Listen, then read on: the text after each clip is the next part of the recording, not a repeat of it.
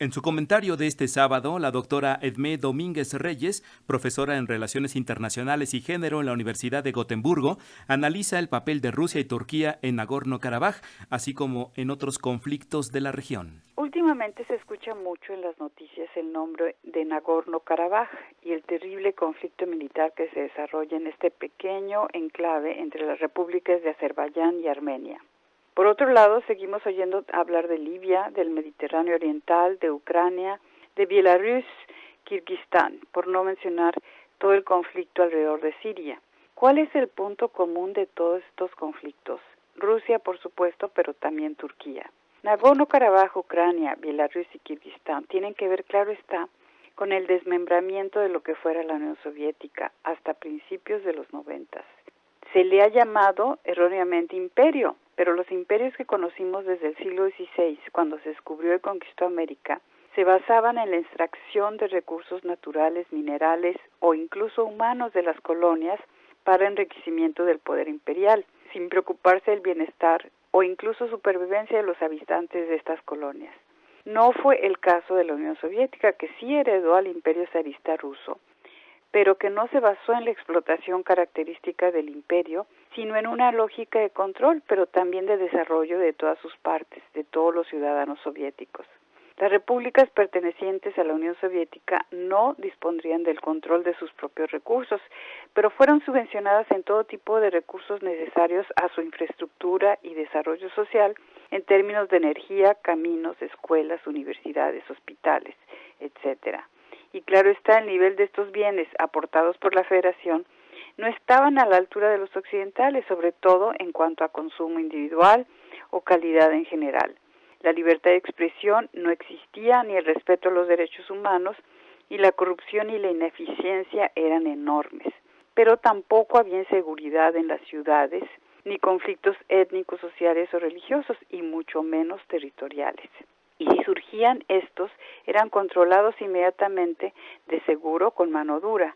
A lo que quiero llegar es que, sin ser una panacea, la URSS sí ofrecía cierta seguridad social y étnica, sobre todo estabilidad territorial a sus repúblicas y territorios, de manera que cuando se disuelve, la caja de Pandora se abre con las consecuencias que vemos actualmente. De hecho, los conflictos arriba mencionados son la consecuencia del desmoronamiento de dos hegemonías, por no hablar de imperios, la otomana, que se disolvió con la Primera Guerra Mundial, y la soviética, 70 años después. Y pues por ello inevitable que los sucesores de estas hegemonías, Rusia y Turquía, se vean involucrados en varios de estos conflictos. Se trata en mucho de lo que ellos consideran sus áreas de influencia y de defensa por encontrarse en su vecindad, pero también de su posicionamiento a nivel internacional, de la recuperación de lo que ellos consideran en mucho su legítimo estatus perdido. Y esto lleva a estas potencias medias, Rusia y Turquía, a aliarse en ciertos casos, como Siria, o a enfrentarse en otros, como en el caso de Nagorno-Karabaj o de Libia. Sería ingenuo analizar el actuar de estas potencias emergentes como malévolo, cínico o simplemente expansionista. Lo que estamos viendo son acciones de gobiernos autoritarios profundamente antidemocráticos que se sienten acorralados por las potencias occidentales y que están dispuestos a todo tipo de tácticas y estrategias para recuperar, como ya lo mencioné, el estatus global perdido. Tanto Rusia como Turquía tienen enormes problemas internos a nivel económico y político, ya existentes antes de la pandemia, pero muy acendrados por ella. Enfrentan oposiciones internas abiertas o subyacentes que cuestionan la legitimidad de su mandato y que se nutren de lo que sus sociedades civiles consideran la panacea occidental, de una democracia efectiva y respetuosa de la oposición y los derechos humanos.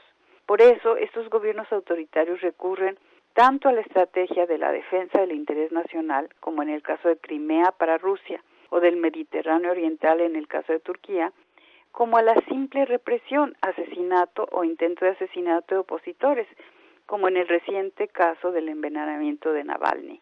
En Turquía los ejemplos de esta represión también abundan. En otras palabras, los conflictos mencionados y muchos más en aquellas regiones seguirán resurgiendo, brotando de tiempo en tiempo, porque sus raíces y las circunstancias que los alimentan seguirán ahí. La historia de la humanidad está repleta de ejemplos de poblaciones asentadas en zonas reclamadas por otros grupos que reivindican sus derechos a ellos por razones históricas, territoriales, religiosas, etcétera. Este tipo de conflictos son igual de viejos que la humanidad, pero no todos tienen por qué resultar en enfrentamientos bélicos. El que se sigan dando estos enfrentamientos en esta región tiene que ver con los intereses de las potencias descontentas ya mencionadas y con los intereses económicos detrás de ellas. Por ejemplo, Rusia aprovisiona de armas tanto a Azerbaiyán como a Armenia en el caso de Nagorno-Karabaj. La solución sería tal vez una verdadera democratización de estas potencias emergentes, pero esto, además de ser muy difícil a corto plazo, ni siquiera es una garantía de paz duradera. Si no, veas el caso de las potencias occidentales, Estados Unidos por supuesto, pero también algunos países europeos. Pero de las ambiciones bélicas de estas potencias nos ocuparemos en otro comentario. Para Radio Educación desde Suecia les habló Edmé Domínguez Reyes.